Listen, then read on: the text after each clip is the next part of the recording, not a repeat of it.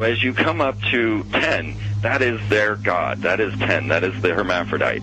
But if you stop at 9 and you skip to 11, skipping god, then you are a Luciferian. Because 11 is the number of the magician. It's the one step above. Once you have accomplished the tree of life, you are now the magician. You are one above 10. But they're doing it by skipping god. That's the symbolism of 9/11.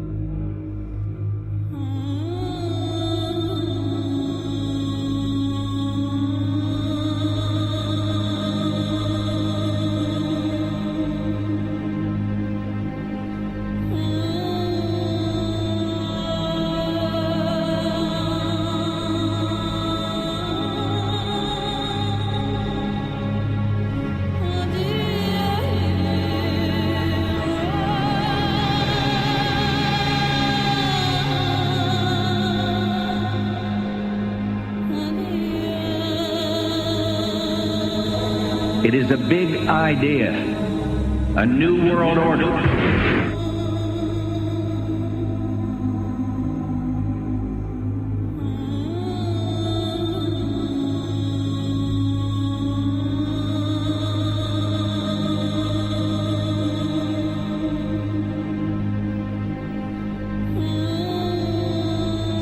We're on assignment. We were supposed to kill 2 birds with 1 stone. In Fight Club, Project Mayhem destroys a giant bronze spherical sculpture. This seems an obvious reference to the sphere at the World Trade Center complex. Trust me.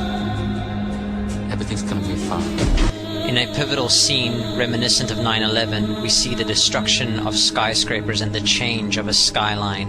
Second anniversary of the 9/11 attack on the World Trade Center, George Bush asked for an $87 billion increase in military spending.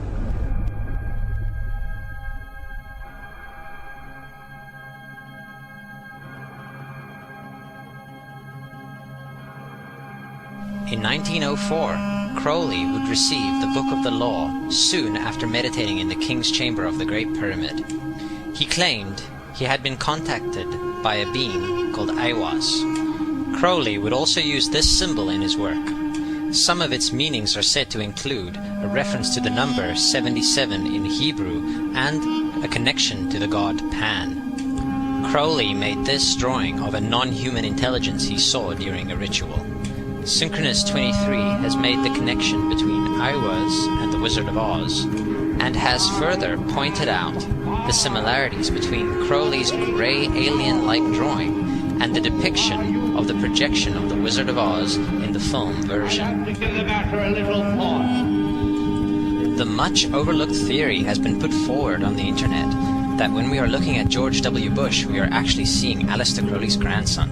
I have suggested that this video footage of George W. Bush reading The Pet Goat, coinciding with the start of the 9/11 mega ritual, is in fact a dedication of the 9/11 mega ritual to the great god Pan by Aleister Crowley's grandson.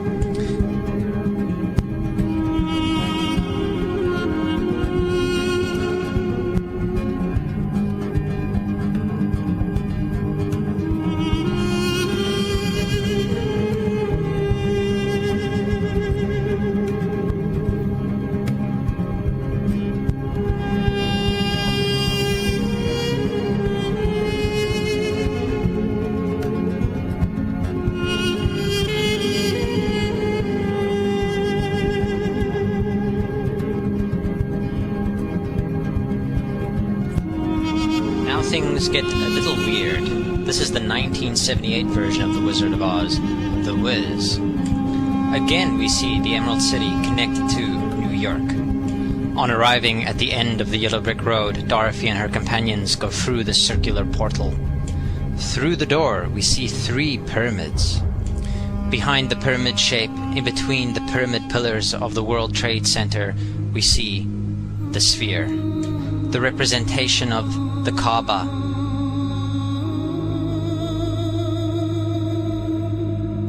The inhabitants of Oz dance around the sphere in ritualistic fashion.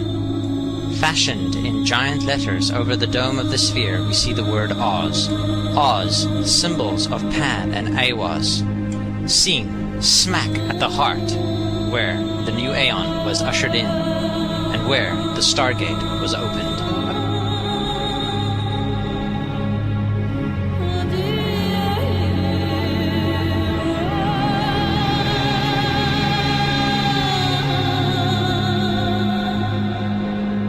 Between the Twin Towers is called the spherical caryatid. It was made by artist Fritz Koenig and was nicknamed the Sphere. We see that Koenig made this thing in Bavaria, the same place where the Illuminati was founded. The most interesting fact about the placement of the Sphere at the World Trade Center Plaza has to be that architect and designer of the World Trade Center, Minoru Yamasaki, intended the plaza itself to be a representation of the Grand Mosque of Mecca, the Sphere in particular taking the place of the Kaaba.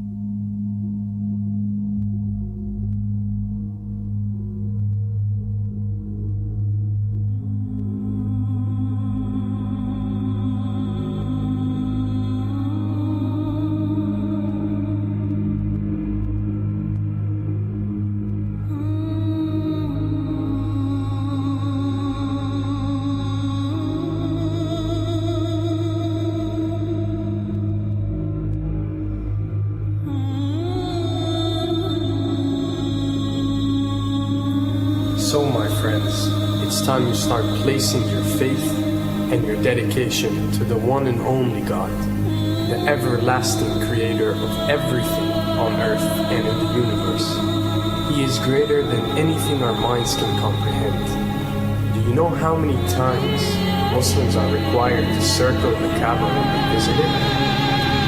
7 times, each counterclockwise. Would you like to know why? You see, what binds us as humans to this life and to this dimension and to this earth is the limits of time and space. We are bound to this dimension and this reality through time and space. Hence, if one wants to leave this dimension or leave this reality, he needs to break away from time and space. So when you visit the Kaaba and you rotate counterclockwise, what is this practice actually doing? It is literally helping you elevate your soul and elevating yourself to break away from time and space so you can touch something so unique and so beautiful and so powerful that it changes your life forever. And if you don't believe me, ask anyone who has visited the Kaaba how he or she felt or how their lives have changed ever since.